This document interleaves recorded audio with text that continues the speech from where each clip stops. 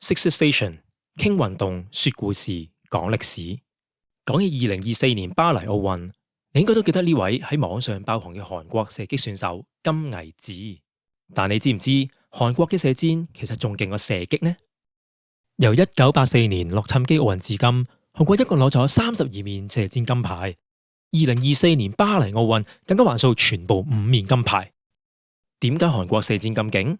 有人話因為裝備先進，有人話因為訓練刻苦，或者係因為激烈嘅競爭。咁樣有冇可能係因為佢哋射箭嘅本事一早就留喺佢哋嘅血入面呢？今日等我帶你走入韓國人對弓術上千年以嚟嘅執着同埋驕傲。有冇睇過我之前講日本弓道或者比較日韓劍道嗰兩條片？你覺得韓國弓術同日本弓道會唔會好似日韓劍道咁樣同宗同源呢？答案係完全唔係。同日韓劍道唔同，韓國嘅傳統弓術擁有獨特嘅悠久歷史，深深植根喺韓國嘅文化入面。韓國弓術嘅歷史超過2000年，係韓國軍事文化嘅核心。據《後漢書》嘅東夷列傳所載，高句麗嘅開國君主東明勝太王高朱蒙就係射箭高手。朱蒙喺傅餘俗語就係解射箭叻嘅人，顧名思義。東夷列傳仲將高句麗所出產嘅好弓記載為墨弓，可見呢種弓係當時具有非凡嘅地位。唔止平民重視弓術，連開國君主都係射箭高手。韓國嘅明君高麗太祖王建、朝鮮太祖李成桂都係歷史上記錄在案嘅神射手。由此可見，韓國自古以嚟對弓術都非常重視。喺新羅時期，對韓國花郎精神嘅象徵花郎圖嚟講，弓箭就係佢哋嘅標準裝備。到咗朝鮮時代，歷史文獻就有提到民間有射箭打賭嘅風氣，可見弓術文化已經深入民心。連儒士都因為射藝係六藝之一而將射箭視為修身養性嘅工具。軍事上面呢，弓術更加係一段好長遠嘅歷史入面嘅主角。喺朝鮮嘅武科舉入面，6項術科就有4項同弓箭有關，後來更加加到5項。其中柳葉箭要求喺120步外，以角弓發射箭頭形似柳葉嘅箭矢，要3箭中2箭先可以通過。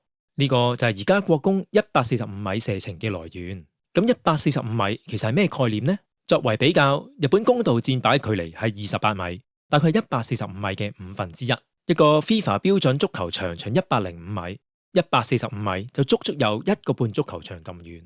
試想象一下，以前嘅花郎喺1個半足球場以外射中目標，真係準到得人驚啊！另外一項遠射，射程更加去到240步，咪成3個足球場咁遠。朝鮮世宗大王就曾下令全國設立射箭場，確保每個士兵都弓術了得。1592年，壬辰倭亂，名將李舜臣喺明良海戰以少勝多大敗日本。國弓嘅角色可能就係咁樣。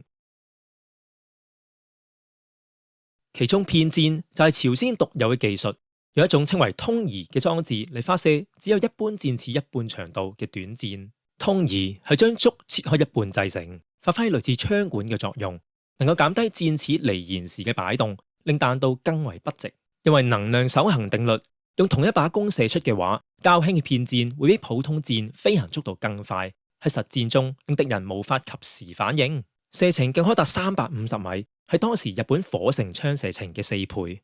呢個戰術上嘅優勢都幾誇張下。直到19世紀末，朝鮮軍隊實施改革，弓箭喺軍事上嘅地位先至逐漸式微。不過1899年，德國海恩利希親王訪問大韓帝國。當時嘅光武皇帝召集咗6位射手為佢舉行弓術示範。海恩利希親王對朝鮮弓術大為驚艷，光武皇帝因此受到鼓舞而頒布咗鼓勵射術嘅敕令。從此弓術就以體育嘅形式延續落嚟。1928年喺日治時期，朝鮮弓術研究會成立，主辦各類弓術大會以推廣射箭。1929年記錄朝鮮射箭歷史、制度、弓箭規格同教法嘅朝鮮的弓術出版。日治末期，日本出於殖民統治同戰時需求嘅考量，有策略性咁樣鼓勵甚至推廣國弓。弓道呢個名詞就係日治時期隨日本引入，其實同日本本身嘅弓道冇乜淵源。大韓弓道協會一直兼管現代射箭同埋傳統射箭，直到1983年大韓洋弓協會成立為止。所以其實分得都唔係好細。2020年，韓國弓術被列為韓國非物質性文化遺產，標誌住佢光輝嘅歷史。注意，我哋呢度講嘅係華碩技，大概可以理解為韓國千年傳承嘅傳統弓術，包含埋佢嘅歷史文化底蘊。至於弓道呢隻字呢，係大韓弓道協會嘅現代比賽項目，類似運動嘅名稱，好似柔道咁樣，專指145米標準靶場嘅比賽。華碩技嘅靈魂係角弓，一把長116到140厘米嘅複合弓，用水牛角、山桑木、竹、橡木、櫻花樹皮、牛筋同埋石狩於魚標膠製造。呢啲材料經過層壓工藝，令角弓輕巧便攜之餘，又能夠產生爆發性嘅能量。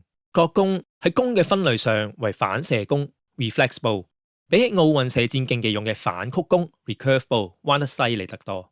未上弦之前，弓臂嘅自然方向係完全相反。台長曾經好奇怪，點解呢種弓叫做反射弓？直到我醒起以前數學學過嘅反角，原來就係叫 reflex angle， 而 reflex 係拉丁文，原來仲有個向後咬嘅意思，咁就明晒啦。你可以想象下，一把咁樣嘅弓，淨係要上弦都要花一番功夫，所以弓弦本身就儲存住巨大嘅能量。即使角弓細細把，射出嘅箭嘅威力仍然非常之驚人。加上角弓係用拇指拉弓，配合水牛角做嘅板子，保護拇指之餘咧，仲可以同時增強拉力。拇指拉弓就梗係比食指拉弓更加大力，所以令箭速更快。角弓設計簡約，細得嚟又夠拉力，難怪能夠中環戰場，令敵人聞風喪膽。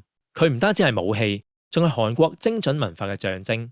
而家你再諗翻，韓國人今日喺奧運射箭場上可以咁準、咁沉穩，係咪真係因為佢哋天生射得準？不如話係因為2000年歷史、文化、武術、修身、制度同埋手工藝嘅傳承啦。你同唔同意我嘅講法？歡迎喺留言區同我分享。好，今日就講到呢度，記得 like 同 subscribe Sixth Station，同我一齊傾運動、說故事、講歷史。